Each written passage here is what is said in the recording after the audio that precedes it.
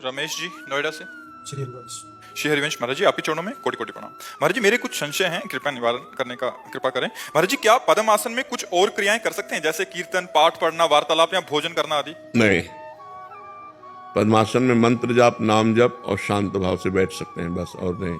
ये नहीं कि पद्मासन लगा के भोजन पा रहे हैं, पद्मासन लगा करके हम पाठ कर रहे हैं, कीर्तन कर रहे हैं।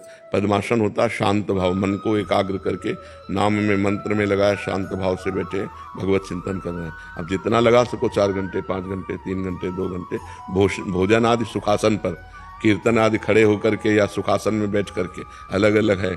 लेकिन पद्मासन में मंत्र जाप, ध्यान, नाम जाप अंदर करते हुए शांत बैठे रहना, पद्मासन आदि का। महाराज जी, ये अनुभव क्या कि पद्मासन जैसे आपकी प्रेरणा से किया तो भोजन अल्प मात्रा में हो गया, हाँ, महाराज जी, और शक्ति ज्यादा मिल रही है महाराज। हाँ, ये होता है।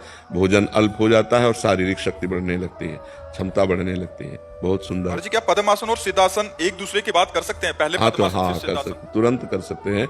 जैसे आप 40 मिनट 1 घंटा पद्मासन लगाए तो आप तुरंत फिर सिद्धासन में भी बैठ सकते हैं, दोनों में बैठ सकते हैं। महाराज जी, कल परसों आप अभी साधकों को जो बता रहे थे कि जैसे पद्मासन पे लगा के उससे बहुत फायदा होगा महाराज जी, 4। हाँ, उसमें क्या होता है कि वायु संशोधन, पहला वायु संशोधन होता है कि जैसे हमने ये 2 बार हुआ, ऐसा 10 बार करे आसन में बैठ करके, ये वायु संशोधन हुआ। फिर अगर 4 बार प्राणवायु को नाम लेते हुए घसीटे और 4 चौको 16 बार बीच में रोके और 8 बार निकाले, इसे प्राणायाम की प्रथम पद्धति कहते हैं। इससे बहुत लाभ मिलेगा, शरीर स्वस्थ रहेगा और भजन में मन लगेगा।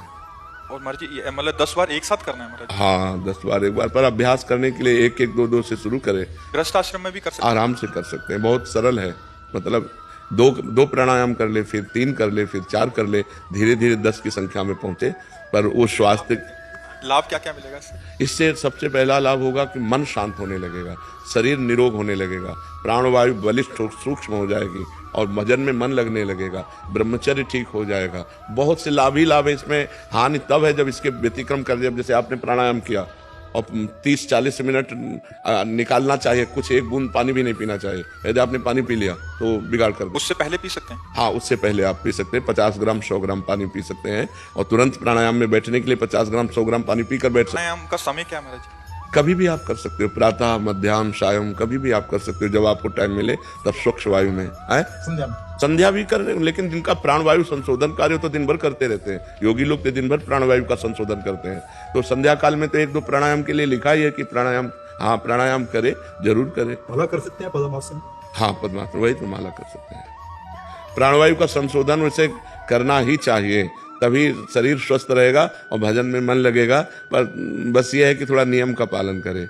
अगर व्यभिचारी पुरुष है तो फिर कर ही नहीं सकता है, क्योंकि इसमें थोड़ा संयम चाहिए।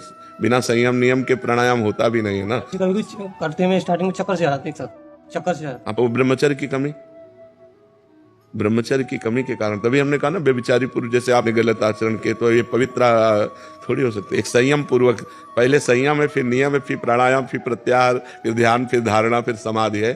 तो प्राणायाम थोड़ा कठिन कार्य है। पर परसों आप बता रहे थे कि योग्य गुरु के संरक्षण। हाँ, अब जैसे बताया ना, आप प्राणायाम करके तुरंत पानी पी लो तो आपकी प्राणवायु बिगाड़ देगा, कफ बढ़ा देगा, श्वास की हिचकी आने लगेगी, श्वास में परेशानी हो जाएगी।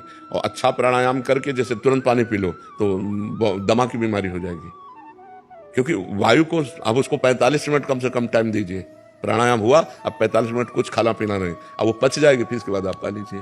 पर ये बहुत सावधानी की जरूरत है, क्योंकि अब सब कोई पद्मासन में नहीं बैठ सकता, सब कोई प्राणायाम नहीं कर सकता। तो थोड़ा व्यायाम करके और भगवान की आराधना में लगे, लेकिन लगे, भगवत आराधना करे, बिना आराधना के नहीं। और दैन्यता रहे, नहीं तो अभिमान भी हो जाता है।